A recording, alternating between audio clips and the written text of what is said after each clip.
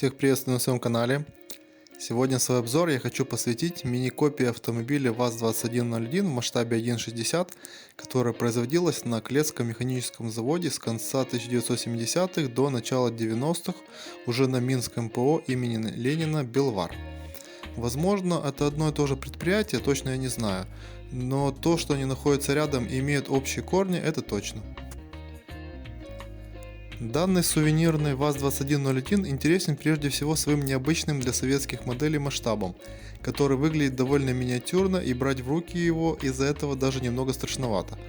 Машинка сделана из металла, открывающимися частями являются только передние двери у ранних моделей, а у поздних вообще ничего не открывается.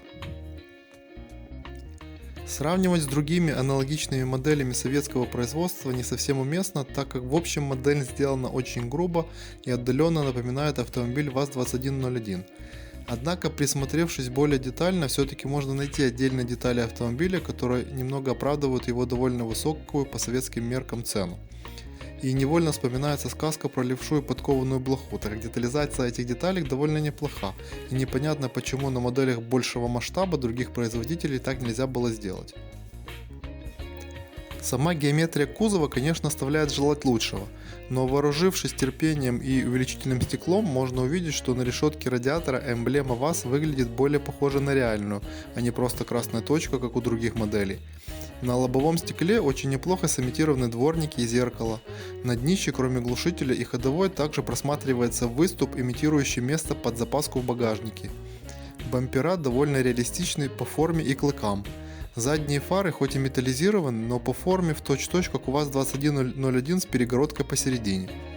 Внутри автомобиля сиденья и по форме, и по углу наклона похожи на оригинал, есть ручка КПП, а на передних дверях есть даже имитация стеклоподъемника и дверной ручки, которая, правда, по форме, как у ВАЗ-2103. Если бы еще и более аккуратное литье всех металлических частей этой машинки было, то вполне себе неплохой малыш был бы в коллекцию.